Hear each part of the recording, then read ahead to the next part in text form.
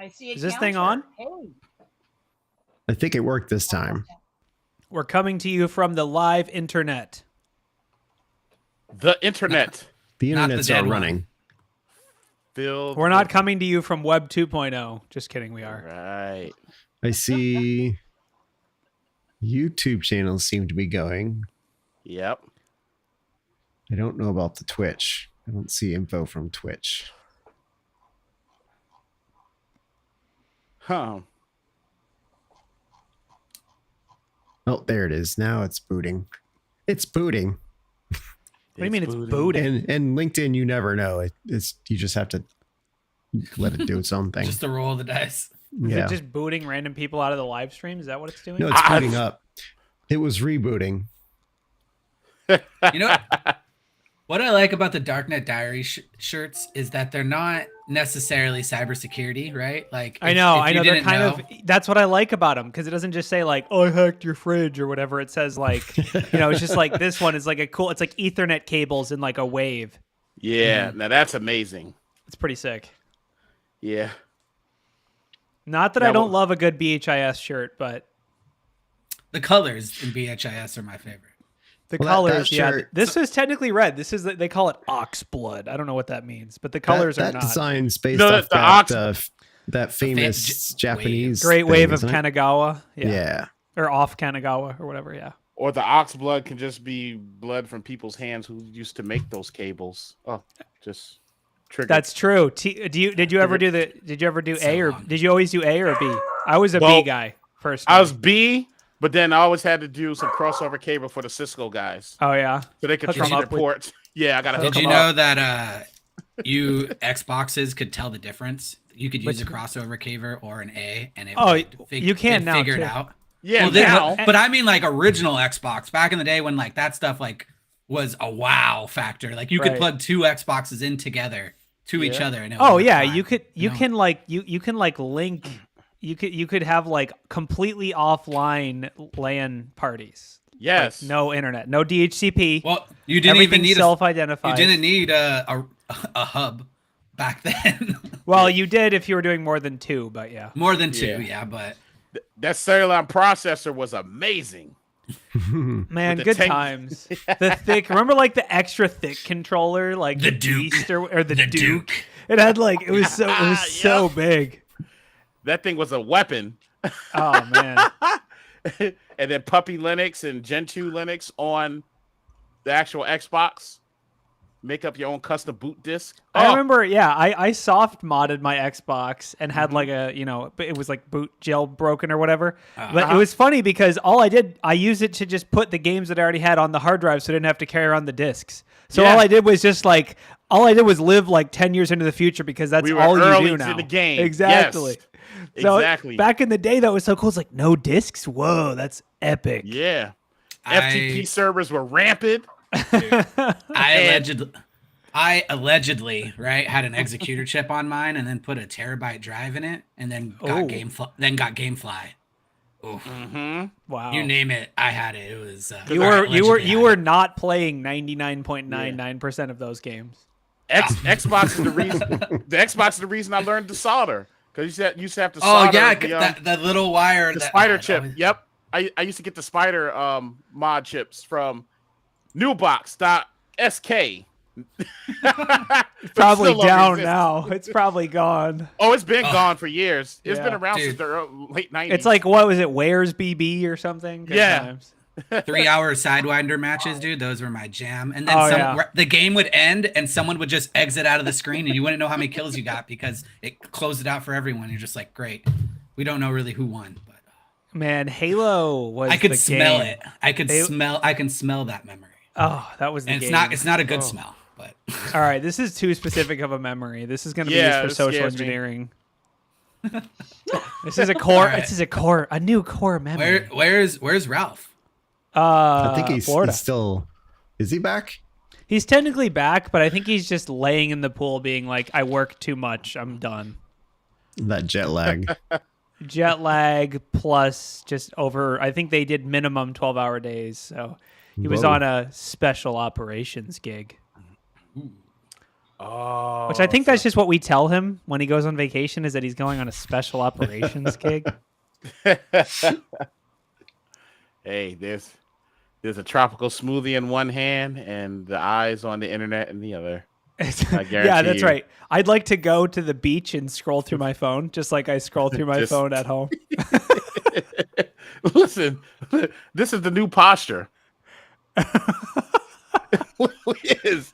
It is. You're right. You're right. My dream vacation is someplace far away from the internet, devices, and with a stack of books and some very nice mixed drinks on the table. to I'll enjoy. agree with that. I'll agree with that. I I don't think I could agree with that. I can't be away from the you internet. can't read? No, I can read. I don't really care to read books. I mean, I can read. Can you though? Can you? Just kidding. But Roll the finger. We're done. No one else Yeah, is showing we up. should start. This is it. all right. Here we go. Drum roll, please.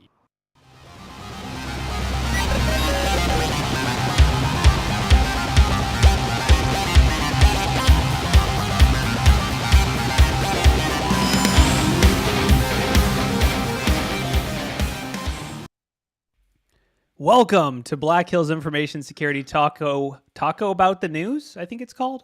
This is a news show where we talk about the news. And we have many hosts that aren't John. No John.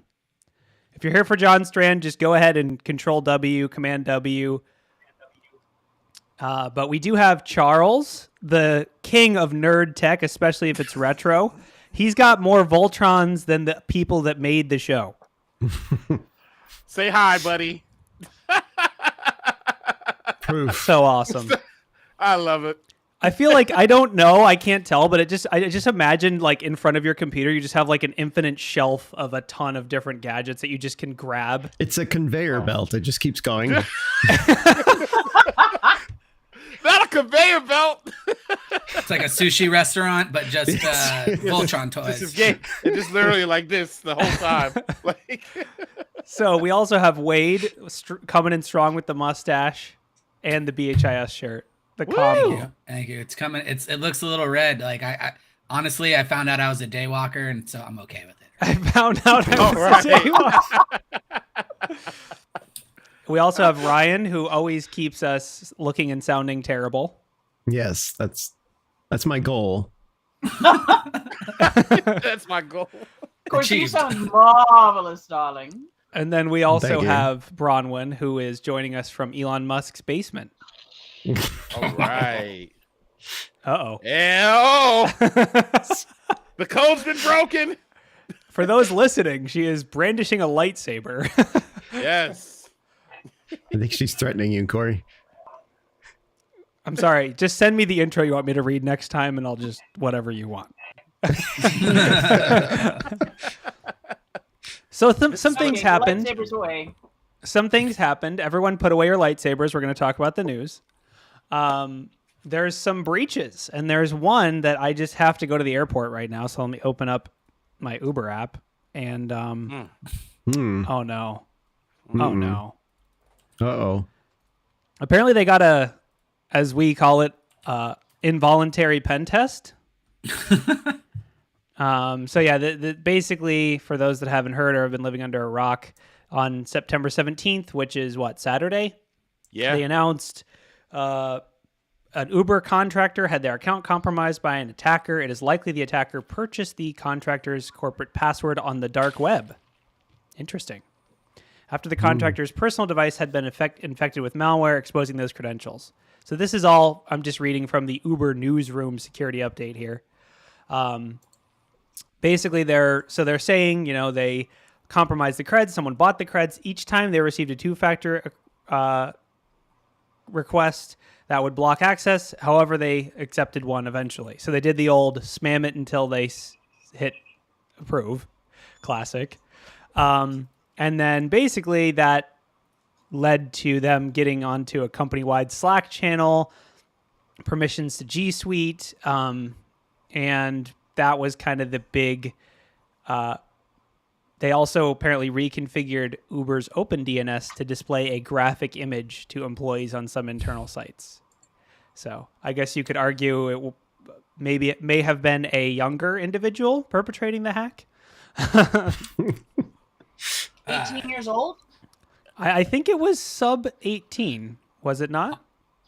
I think so. I saw a couple I reports could- that said it was 18, but Oh, yeah, it does say 18. Sorry. So, yeah, 18. Well, this is according to, now we're on the Mashable article. Yeah. A teen hacked Uber.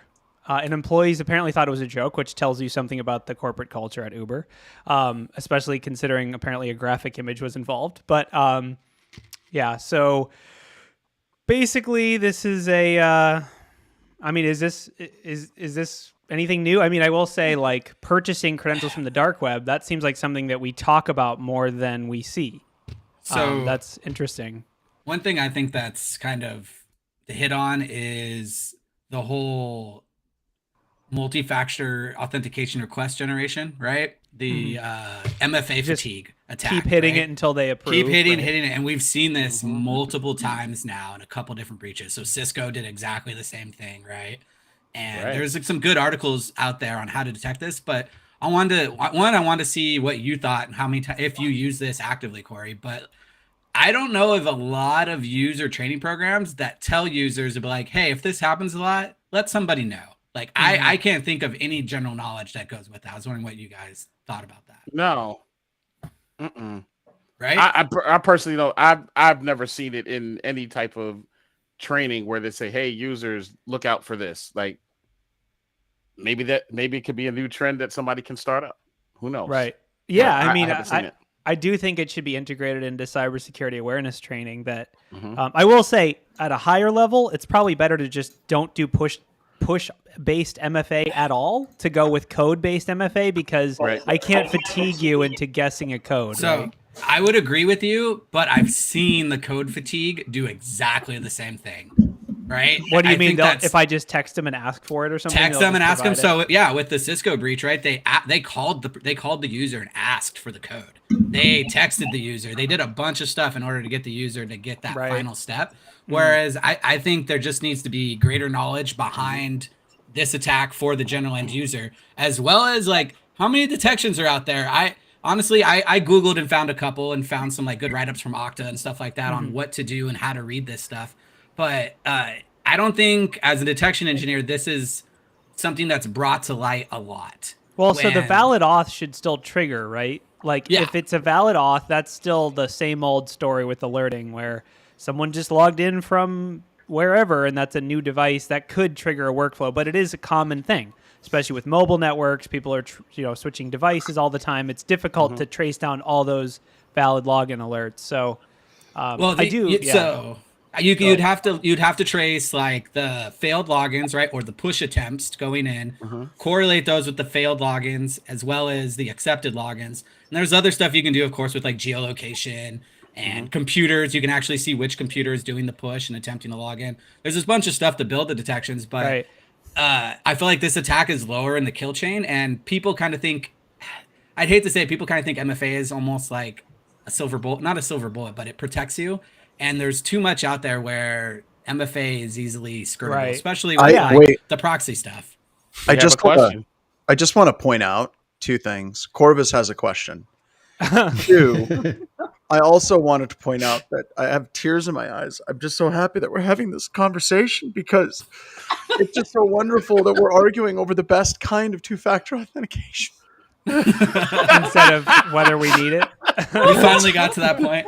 Because it's been a year and a half since I've had a password complexity conversation with someone. And I just love this so much. And if you're listening to this, I don't care what type of two-factor you use. Just use it. And there's a lot of people that are all like, well, SMS two-factor is crap. Yep, it can be bypassed. Infinitely better than not having it. Like if you're like no two-factor or SMS, you're doing SMS. True. Arguments about push. It's just, this is delightful. But the thing that gets me is this is like 1 to maybe 5% of the entire industry is even doing this. All the other organizations are still just using straight crap passwords. So Bronwyn, what was your question? Well, one of the things that I see a lot in the pen tests that I edit is that logins have a throttle. Why don't we have throttling on MFA? So That's the the Okta documentation I had, you can put that into place, as well as automation behind it, that if you see push notifications further enough, you can then either disable the account or require a second type of MFA for that account, whether it be a code or like a number on the screen, kind of like what Google does. But honestly, I don't know anyone else. I don't know anyone who does that, who take that so step far. from the attacker side, when we do this, and Wade asked, do we do this on red teams? And the answer is yes, absolutely. But when we do it, we don't do it like, it's not like hitting them again and again and again and again. It's more like every, few hours, or every hour, every 30 minutes, or just kind of like continuous for like days and days until they hit yes. It's not like actual like super high frequency spam. Okay. So just from my perspective, like typically how I would mentally like to frame it from an attacker's perspective is to try to hit it when they're doing an auth already. So like, because a lot of the different auth flows, there's multiple pushes you have to accept. Like, so hitting them right in the morning in their local time when they log in, or when they might be getting a lot of other notifications, they're more likely to just be approving everything at that time, versus like if you just do it all night at 3 a.m., they're not going to even notice.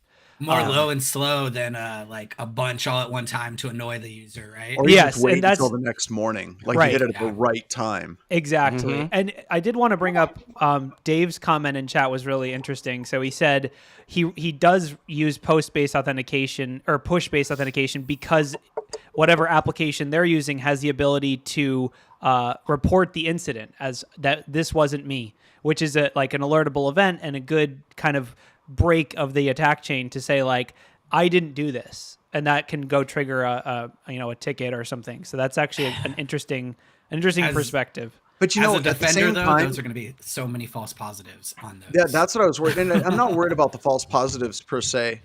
And that might actually be a thing where it could be a false positive instead of a detection tuning opportunity. But I think that a lot of users, they are afraid to do that. And the reason why they're afraid to do that is, oh my God, you're engaging with security. It's going to lead to tens of questions. And then you're going to probably have your account lock out, and then you won't be able to work, and then you won't be able to do this. And I totally could see users.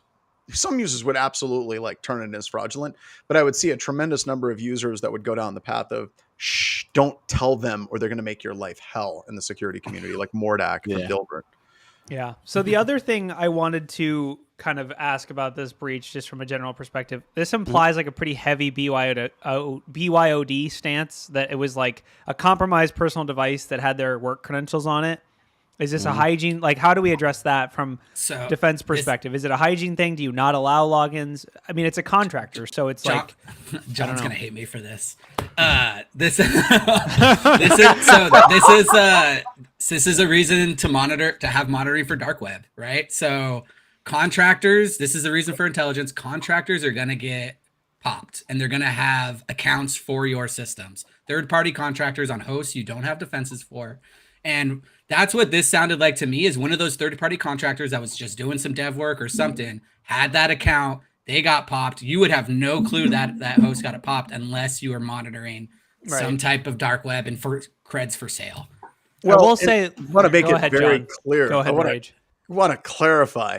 That doesn't bother me. Like, look at what Troy was doing years ago. Like, if there's a breach and it's for sale, yeah, that's something that you want to look at. The thing that I hate whenever people talk about dark web is they're selling the idea that there's a bunch of hackers hanging out and they're going to like the almost predictive dark web stuff where they're like, hey, everybody, let's go after Chase next week. And then you can go to Chase and be like, hey, the hackers in the Katina said that they were going to hack you next week. That's what bothers me. You know what makes it bad? Because a lot of them probably watch Mr. Robot and think that's where we all are. They think they're all getting together at some dark arcade. Dude, which, by the way, I will go. I'll go. Just invite me. That would be awesome. I'm in. That's what Deadwood is. Hopefully. Yeah, that's what. Deadwood is the dark web of the Wild West, I guess. So it confuses the hell out of everyone that lives in this town. They're like, who are these people? Why is there so much black in so town? Many hoodies. So many hoodies. The black hoodies. Yeah. Yep. I mean, So I guess from the dark web stuff is interesting. I will say I also would like to call out that is Uber's take on things. That it was probably the dark web. Like that isn't. I mean, who knows? They don't know necessarily where the credentials source from. That could be bad information. But does anybody find it weird that Twitter came out with their stuff? What that Mudge came out with? And we were talking. It's like all of these companies are probably complete train wrecks. And like a week later, Uber gets popped. It happens. Oh, look at that. Well, we can just leak into Rockstar too, because supposedly it's the same dude. Wait, really? You think it's the same attacker? No, there's articles out there that are saying it's the same person. Wow. But I don't know how much you can trust that. It's another 18-year-old. Yeah. He's like, look. Are we moving to that story? The teen hacked Uber. That's what this is. This is Uber. Kids. Okay, so it was an 18-year-old. I just noticed there's another Uber attack. Like there's 2 Uber stories. 3. No, there's 3. Yep. One is their official press release.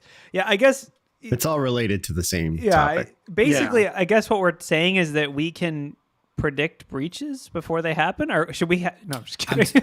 I'm telling you, just watch LinkedIn. Watch LinkedIn. I'm not putting out that service. I love the post, and they pinned it, by the way. The post is, "Hi, announce I am a hacker, and Uber has suffered a data breach. Slack has been stolen. Credential data with Confluence stashed in 2 mono repos from a fabricator have also been stolen, along with secrets from sneakers." That's I don't know. And then I think then the hashtag is Uber under Paris drives, and it looks like a whole bunch of people in the Uber Slack gave it thumbs up, smiley. Well, people emoji. thought it was a joke. But yeah, there's a lot of pretty funny reactions to it. I mean, I guess it's like the security team's like, if you reacted laughing emoji, we want to talk to you. Oh my God. I gotta say, if something like that popped up in BHIS, I would like to think that someone would be like, this seems suspicious. I should research this more. We're going back to memes. So, this is.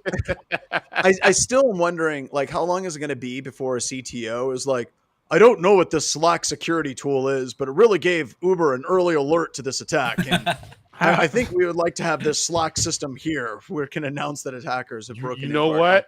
If I see that on Twitter and somebody says that, I'm logging off. I'm just saying right now. I'm logging off. I'm done. I'm done. I'm going to the woods. So wait, Uber also attributed it to lapses? Apparently, they're just their security. Dude, it's all over the place. They're really dropping bombs. They're like dark web, lapses. I feel like it's they're really hitting a lot of interesting high points here. Yeah. Wasn't there was code in a PowerShell script too, or not code, password, hard-coded passwords in PowerShell credentials. Yeah. I feel like a lot of this is it's kind of like a group of people hanging out, and it's like, I bet you won't throw that rock through that window, and then someone does it, and they're Uber. like, oh, he did it. You won't hack Uber, right? And they're saying it from a pizza shop. Yeah. I love how immediately they throw their contractor under the bus, and I get why, right? Like if you can make it look like it was the contractor's fault, but I don't know. See, this reminds me of the Target breach, right? The Target was breached through a third party. I can't remember. I want to say it's a Revo portal, but I'm not entirely certain for third party. But the problem was that then gave the attacker full access to absolutely everything. This just tells me there's not really great segmentation there at all. It also tells you they can log in from unmanaged assets anytime they want. Yeah, which is terrifying, right? So, no, that's business procedures. It's not terrifying. No, it said to display reconfigures Uber's OpenDNS to display a graphic image to some. Yeah, we saw that. We were like, that's I guess people think it's a joke. Tells you something about their corporate culture. If what was if you don't go into too much detail, what was it? Oh, I don't know. That's a good question. Yeah, someone do some Twitter digging on. It's just that's another HR violation for Uber, I guess. So. But and I love how they say right here some key actions. We identify an employee in any employee accounts. No. The compromised employee accounts notified you on Slack. There's a difference between those things. So. That's early detection, though. That is early detection. Like I said, we should be selling the Slack security thing. It just periodically pops in and says you're hacked, and then everyone acts like they are. Was it like a It's dwell actually a time of security 24 awareness. hours? Right? Dwell time of how long was he in there? It wasn't that long, obviously. Like, I know, and those stats are going up. Yeah. So what we have here is the triple S I package: think- Slack Security Services. Slack security service. Slack Security Services, the down. triple S package, and we can sell this to you at a higher price. Oh, and we can also throw in a pen test for you as well too. While you're There at you it. go. Oh my god, just keep stacking it in. So Apparently, this is pretty bad. So digging in more, apparently some Uber employees were interacting with the hacker, telling them, "Can you take down Jira and can you fix this bug?" all right. Oh, man. So a story from a long time ago. Gather round, kids. We're going back 2 decades ago. All right. It's the Wayback 2 decades Machine. ago. It would have been Rise of Machine. Might have been 22 years ago now. I'm not entirely sure.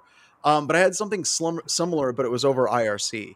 While I was working at one of our government organizations, I was able to see an attacker that was using IRC, and I was able to jump in because if you remember back then, like it was always sent clear text, so you could see the IRC channel and the IRC password, and you could jump right in. And I jumped into the channel and I was like, hey, this is the security guy at this organization. What's up? And he literally asked me, I assumed it was a he, I shouldn't make that, but they literally asked me if they could stay in the network. And what they said is they use the network for hosting wares on the periphery and the edge of the network. And they are going through, and the systems administrators were really bad. And they were like, these systems administrators are doofuses. So I'm going through and I'm fixing the network so it can be stable for DDoS attacks and for hosting things. I promised to only do that after hours. Please let me stay on the network and I'll continue fixing the network. And there was a brief second in my young mind that I was like, you know what? He's got a good point. He's doing a lot of good stuff on the network. No. So we had to remove him from the network. But it literally he said, please, and I'll continue working for free. Just allow me to do these things. And that was weird.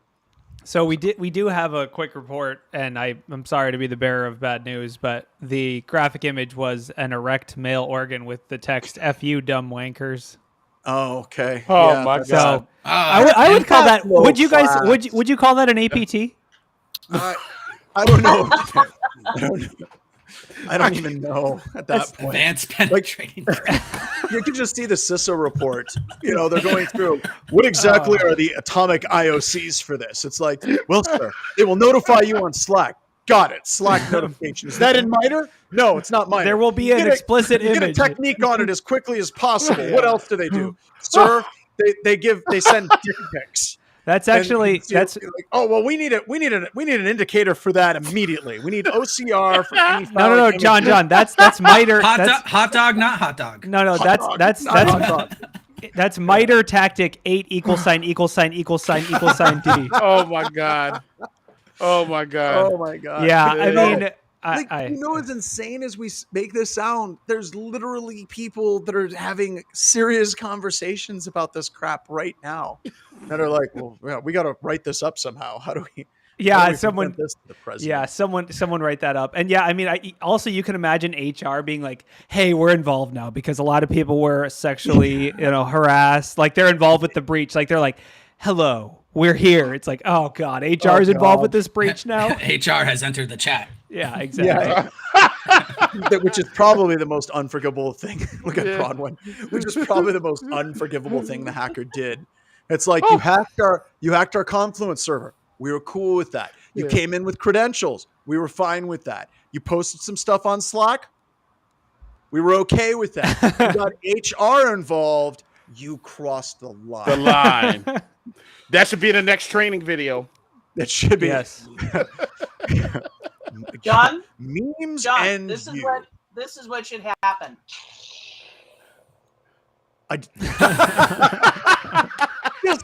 You use that too much, Bronwyn, but it's funny every time. Only this time. Only because you brought it up last week that I looked like a Force Ghost. Yeah, Force Ghost. The Not as much only- today, but when you only- lit that thing up, you did. But this also reminds me like of a more innocent time in hacking when hackers were doing it for the LUTs. And this isn't an APT. This isn't like ransomware. This is somebody, clearly they have some skills, no question, and what they were able to pull off and what they were able to do. And like we boiled down, like what's the overall damage for this? Have they released anything publicly yet? I don't think they have. It's not too bad. Basically, they're saying they access internal systems. The investigation was about material impacts. Apparently, they didn't access any production systems or user accounts or databases or sensitive information like credit cards. Basically, it seems like they mostly got internal code, internal Slack messages, internal finance tools for invoicing. So nothing crazy. Apparently, they also were able to access their HackerOne dashboard. Imagine paying yourself out. Like, all right, here we go. No, I think it was more looking at all the juicy bugs that they hadn't disclosed yet. But oh my god. Luckily, I don't even know where to go from that. I don't have any. Let's just move on. Basically, if you're a big tech company, please make sure your I's are dotted and your T's are crossed, and maybe just implement some Slack monitoring so you know when you get hacked. No, stop with the Slack monitoring because it's coming. But I've got a question. Did any of you guys read Better Safety Net? His tweets, Mick Douglas's tweets on this stuff. He was talking specifically about Twitter. And his whole take with like corporate America is, and Mick is one of like the premier security people on the face of the planet. The guy is amazing. And it was kind of disheartening because he said that, security people need to understand that you're a cost center and you're never going to get the resources and you're never going to get the things that you need because we don't matter. And they're going to do the absolute minimum they need to do for compliance. They're going to do the absolute minimum that they need to do to try to do the base level of computer security. But everyone is learning that if you get hacked, it doesn't really impact your stock price. If you get hacked, there's not a lot of people that end up losing their jobs. Or if it does happen, it's really rare, kind of like Equifax, or they'll find one scapegoat to put outside of the city gates, right? So you have that. And it was kind of depressing to read that, especially from someone like Mick, who's eternally optimistic.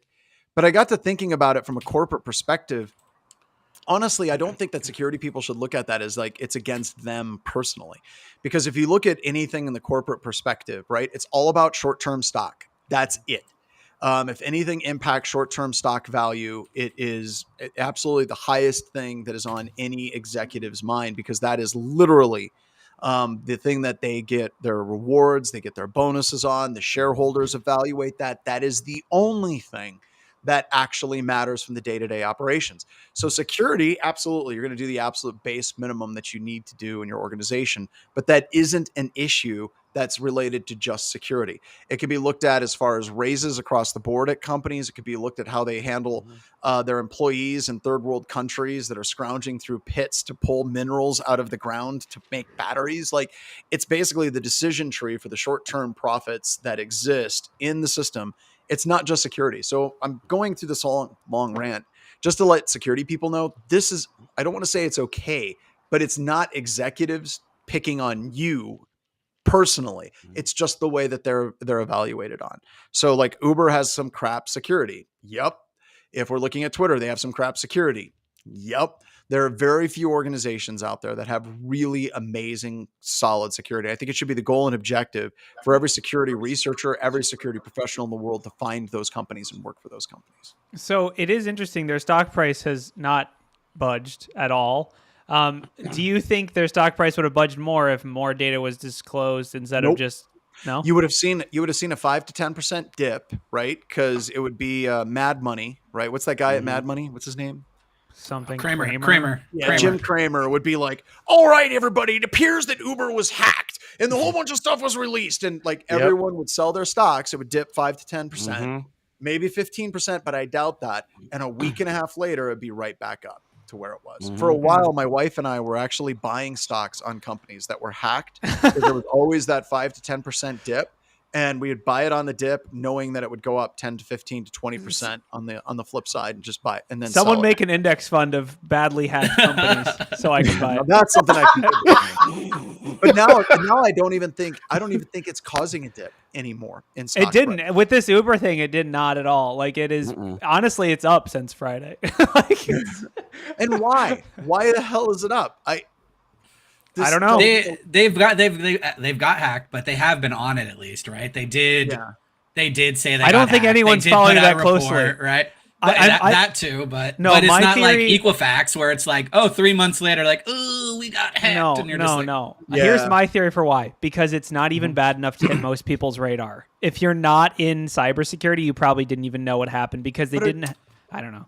But That may okay, be so let's it. talk about the radar. Like from the media's perspective, the media, I don't even know if they give a crap anymore at all about breaches. I mean, it would have to be something catastrophic to make it to the front page news of like Right. MSN's portal or Drudge Report or Huffington Post or any of those different. I think news if you sites. couldn't Uber, that would be newsworthy. Yeah. If There you has to be couldn't- money involved, right? Because Like a lot of ransomware. people would be stranded. It could have been like the Uber Oh, it'd have been wild. apocalypse. It could have been the Yeah, Uber but that's not- apocalypse. But that's not what the attack. I mean, so okay, It wasn't. So let's talk about Yeah. it. If Uber was compromised to the point where it would make a difference, shutting down Uber would probably get the news. Yes, that right? would for sure. So Yeah. Well, because this was for the lulls. It was for the Yeah. lulls It and the didn't. attacker. Yeah, they Right. didn't go after any, or if like, yeah, if it was shut down or if a bunch of user data was disclosed or something. I don't know. Probably more if it was shut down. I mean, if a CEO can't get to work in the morning, that's going to cause some news articles. My Uber helicopter. My Uber chopper. Yeah. oh my god, that's All They right, wanted to let's get one move back on. for Joey. Let's move on. What else happened in the news? who else is compromised? You got anything, John? No, Who else I is- literally came in late because our cows got out and I was chasing cows around. So that's not even a Hey, We're chasing people are like, them, that's not a chasing weird them. euphemism. No, really, I have cows. They escaped. Ryan just Cow said, breach. cow Wow. breach. Cow breach. Do we want to talk about the So- White House's release, or is that going to get too political too quick? That's fine. We can. Comprehensive framework Let's do for it. responsible disclosure. Or wait, no, sorry. No, it's first ever comprehensive framework for responsible development of digital assets. So, I Wait, just is this cryptocurrency? yeah, What is this? I think it's digital assets, right? Is that like when they say digital assets? Are they talking about like Yep. NFTs? Yep. I think that they're a little bit behind the curve. Aren't all cryptocurrencies like absolutely crashing and burning right now? Yeah, they are. Only the ones you're invested in. No, I'm just kidding. Yeah, that means all of them, right? So I don't know. Do we care about that? I mean, Corey, you're a lot more into the crypto world. I like I said, I love the technology. I absolutely do. And I was watching the Ethereum merge very closely when they went from proof of work to proof of stake, and I love that. And I read somewhere that the amount of energy saved from Ethereum moving from proof of work to proof of stake was like the power consumption of the entire country of Chile. Yeah, it was significant. And Wow. hopefully others do it as well. I will say most people in cryptocurrency don't care about either way, but I'm a big proponent of POW. But basically, I mean, I think my take on it is it's interesting that the government cares and is bothering to acknowledge it. It's like, I think it's an important step in the, hype cycle. Like, oh my God, it's going to save the world. Okay, no, maybe not. Okay, the government cares at least. So there's that. Yeah. I think it's one of those things where, is any developer, if you're an Ethereum developer or whatever, are you like reading through this like, oh, finally I can figure out how to be responsible with my digital assets? I don't think so. But I do think it's, the government acknowledging, and there's been a few articles we've talked about on the CoinSec podcast about them dumping money into like cryptocurrency investigations, and like they're putting it more on their radar, like the government in general. There's like the trade, FTC is involved with it, with cryptocurrency, and like we see lots of investigations where people are being prosecuted for cryptocurrency theft and things like that. So I think it's one of those things like, if I had to guess, the reason they're talking about it is because consumers, like end users, basically people that vote for presidents, are getting hurt by certain things where they're like, oh, well, I don't know what Dogecoin is, but my son set me up a wallet and I put, a bunch of money into it. Now it's not worth that. Like, now I got a question. I've actually had a conversation very similar to what you talked about there, where people see it online and they're like, I want to get invested. They have their kids or their nephew or their friends or, sink a bunch of their money into it.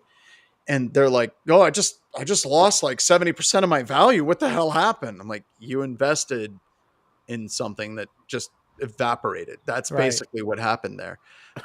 Maybe that's one of the reasons behind. I think It sounds like the stock market. Well, so mean, it's actually, it's like the very stock market. interesting. So it's like somebody stands up and they're like, excuse me, what do we need the stock market for? And someone will try to explain it, and you're like, I don't think that's how it works. So I mean, the thing is, speak the truth, Bronwyn. Speak the truth, sister. So you're right. But the difference is, at least the stock market has regulations and rules and enforcement of policies. Right. I mean, they don't apply to you. I forgot about. Wait a minute. You're right. Just like cryptocurrency, they have rules and regulations that are enforced by the people that are in charge of the stock market, much like cryptocurrency, where they have rules and regulations and code that is enforced by the people that are writing Ethereum blockchain. So the difference is there aren't really rules for a lot of cryptocurrency. And I think that's honestly where this is targeted code is law, man. I've read it. The smart contract is law. The smart contract is good. I mean, that's, I guess like that, I think is where their angle is targeting the consumers who are investing in like rug coin and then getting all their money. Just like you talk about 70%, 70% is nothing. There are people who, they call them rug pulls for those that aren't familiar, but basically completely scam. Like this is how transparently bad they are. I go to a website, I clone the website, I change it to MeCoin, and then I say buy this, and then I just take all the money, and that's totally like, and then just shoot. Yep, and it happens, and I think that's where this is targeting to make. I don't know what they're going to actually be able to do about it because none of these, like, it's not like they're getting a license from the government to run these operations. Like it's but some accreditation would. So, I don't know. What's that, Wade? I was wondering what happened to all my me coin. It just disappeared. Yeah. Oh, don't worry. You'll be able to redeem it for in-game assets in a totally legit game that you can install on your Android phone that isn't a virus and doesn't use all your data. And then you can go buy characters in Grand Theft Auto 6, even though the source code has been leaked already. But did we talk about that? I didn't know. We haven't talked about that. Apparently, people are saying it was the same person that breached Uber. So they had quite a weekend. There must have been some serious parental. It was a lot of leakage everywhere. The parents got Minecraft blocked at their house. No. What happened, John? Minecraft, or I'll hack Uber. You won't hack Uber. Okay, we need hack Uber. We need. You know what we need? We need like the hacker summer camp movie where like basically the parents go away and they have a party, but they're just hacking into Uber and hacking into Rockstar. Oh, man, that would like be they're wild. Just like, oh, my parents are at the lake house for the weekend. You guys want to come over? And then like 3 cases of Mountain Dew later, they're like, well, we're in Uber. Like, yeah. What should we do? Well, mom and dad are coming home in 2 hours. I guess just post a wiener and get out. I don't know. No, let's clean the money by dumping it into Roblox. Yeah, that's a thing. That is so. Yeah, basically, this is this story is another news story about another data breach. Shocker. Yeah. GTA 6, which is a Grand Theft Auto 6, which is like probably 15 years in development and still only half done. Yes. Is that what they found out when they went through it? And they're like, oh my God, it's going to be another 15 years. It's Pretty much. I feel like this might have been out of desperation. They're just like, oh, I'm so sick of waiting for this to release. I'm just going to release it myself. It's like the world's most difficult capture the flag. And the winner of capture the flag gets the source code for Grand Theft Auto 6. Yes. The real question is, will someone go and like make Grand Theft Auto like their own open source or like source? They'll finally get it to run on Linux. Oh my God. Sorry, BSD. No, show BSD a little bit of love. Maybe. I know. Hey, remember BSD. Our full TCP/IP protocol stack is based on you, and you should be proud of that, BSD. I am totally proud of it. Yeah, Mac users, right. you're welcome. You're welcome. Yeah. But, and this is another company that they have money. Like Rockstar has money. Yeah. And, I just wonder how much they put towards security. Now, did they go through, they didn't mention anything about how they were breached. Like they didn't come out and be like, we got breached through an external third party. And wouldn't it be funny if it was the same external third party for Uber and Rockstar? That would be. Ooh, that would be That would tie a lot of it together. There's no technical details shared at all. They just said intrusion. So when you do buy those accounts, it does tell you all the logins that they have. It also tells you the type of computer that they're on. So you could look for home computers. You look for a home Windows OS, because then you know it's like not a corporate computer. And usually. And then you just look for whatever has the most accounts linked to it. Ooh. See, and you know what, Wade? I've always wanted to go on those forums and buy access to our customers. Like if we're pen testing like a Fortune 100 company, you know, just go on the forums and be like, yeah, we need a desktop at this company, and just like have it fall from the sky. And they're like, well, here's your session. I'm really surprised people don't allow you to do that, because that's an easy thing to do, and I would think that's fair game. At least if I was a CISO. The hard part is it shows you where I'm at. Like all of the companies don't like the idea at all of any money from their pen test going to those groups. But I would think it's a two birds with one stone. That account goes away off the dark web, and you still get the pen test. Like red team. Like the thing is, 90% of the time you're gonna be like, so yeah, we lost your money. We got scammed. Sorry. Trust me. It's harder than you think to actually get what you're paying for when you're operating on those kinds of markets. Like you can use a middleman, but then it's like, well, who is this guy? Like it's just another guy. Yeah, true. The accounts I've purchased or I've seen have been relatively cheap and have always been legit. Like every single one, I was like, "Oh, this is actually it," and it was only $5. That's because it was only $5. I feel like they're markets, right? They're actual markets, and if they sell bogus shit, they're going to start booting people off their market. Mm-hmm. Yes, it's true. So it's possible. I don't know. We'll always ask. I'd like to see what people think in the comments. If you're on LinkedIn or Discord or YouTube or whatever, is that something we should be doing in this industry, or is that starting to cross that creepy line? Because so many pen tests, especially for larger organizations, would be done as far as gaining initial access. They'd be done in the first 20 minutes, especially with these. Right here, White Cyberduck. I'm just going to start a pen testing company where that's literally his whole thing, and just buy it. I would like that. I would like that scenario more than when a red team comes. It's like, hey, we couldn't get in. Just drop us in and turn some stuff off. Like. That to me isn't as worth, like it happens, right? But I would much rather just buy an account and see if it works, and then maybe I'll try it. I mean, why don't we just cut out the middleman and just let me social engineer users and ask them if I can have their account for $10 and they'll say yes. Yeah, I would be down. You want some cryptocurrency? Hey, do you want some Doge? Yeah. Hey, you want a $50 gas card? Flakfest nailed it. Like Flakfest hit the big thing. Who gets the money? Are you inadvertently funding sanctioned countries? Ooh. Yes. The other thing is you can't turn it off. If you ask, hey, can someone get me a company at this, or someone get me an account at this company? You can't stop that. You can't be like, never mind, cancel request. Do it. They're gonna do it. What if you look for someone already advertising one account login there? Like, don't ask for it. Just it's already on there. There's plenty of accounts already on there. You just search a domain and it shows you, buy that one, $5.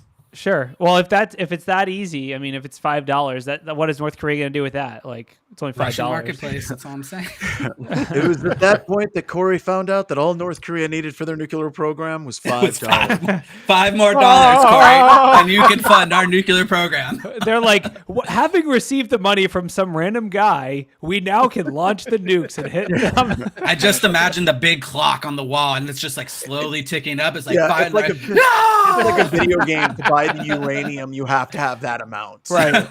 They're just clicking.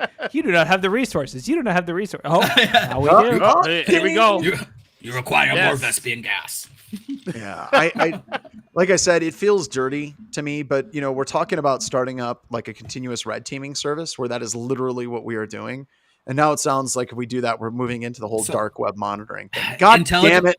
I hate saying companies. I hate saying Wade's right. So what I'm I love intelligence. Wade's mustache is right. Intelligence companies are already doing it. Intelligence companies are already doing it. Like you might as well. I will happily switch from red teamer to intelligence collector. I can just switch my job title today. Yeah. No, I remember back whenever the compromised creds, we were able to hook into. It was. Info Armor was the name of the company. I can't remember what the name of them was before that, but they had like the same thing that Troy had and Have I Been Pwned, but you could actually pull the password hashes. And if you want to see the presentation, Tim Tomes, who worked with us at the time, did a presentation at DerbyCon where he literally went through and found a whole bunch. And we got permission from the FBI before we did this because they were holding our clearances at the time. And he literally went through. It wasn't Have I Been Pwned? God damn, what was the name of the company? It was InfoArmor before they were InfoArmor. And we were able to find like 50 password hashes. Then we cracked the password hashes, like all of that live in that DerbyCon talk.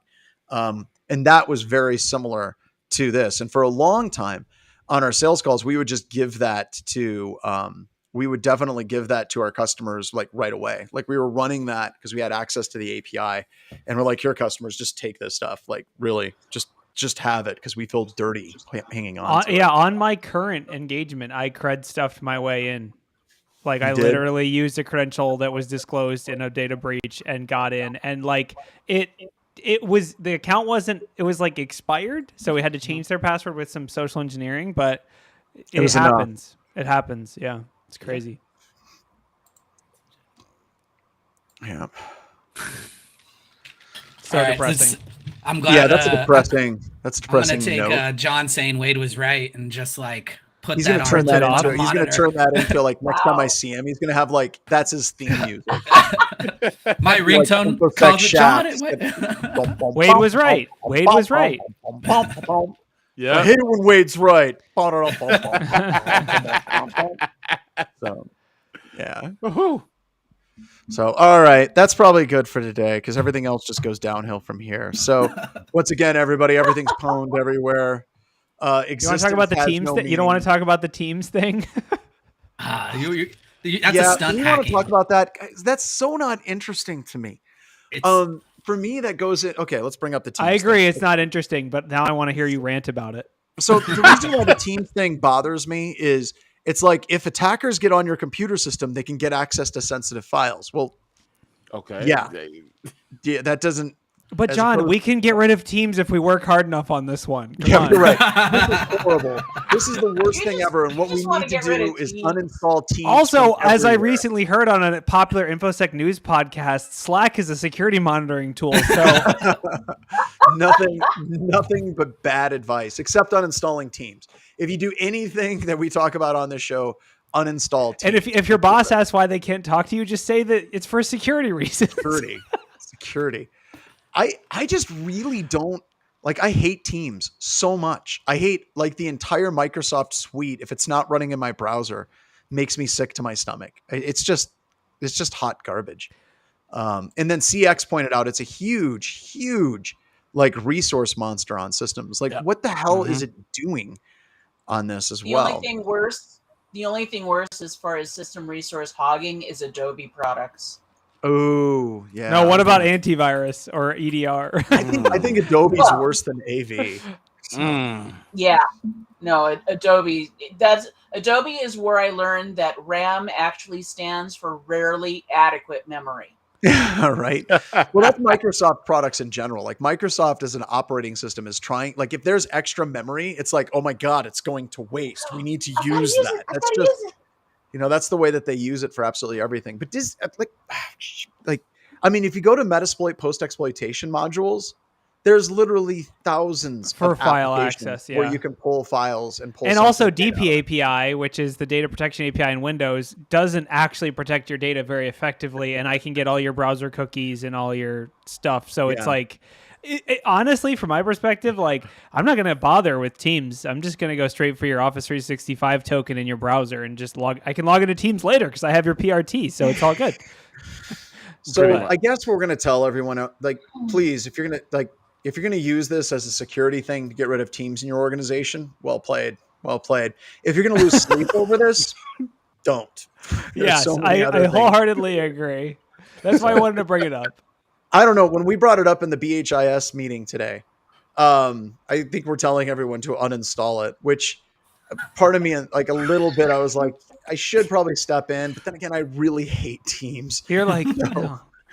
So, and then people are like, oh, but then some features will be lost. You can't do Teams in the browser and have backgrounds. I'm like, don't care. Okay, right. Care. So, yeah. All right. So any other stories we want to close out? I got one little one. One little Okay, go for it. One little. I threw it in the chat. Did you see that someone claimed LockBit ransomware is bug bounty? The one way, that really? if you dox the creator, that one? I threw the link. That's Kiwi Farms. Is that it? I saw it somewhere. Hopefully this is real.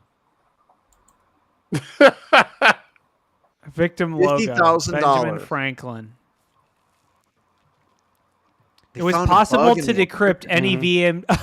Dude, the bug was. Oh my god. The Oh, bug. no. Oh, okay. So You okay. asshole. Okay, zoom out. Zoom out. Okay, so for those that aren't in the know, this is what we're triggered about. So a ransomware company started a bug bounty program. And I can't even believe I just said ransomware company, but that's where we're at. That's where we live.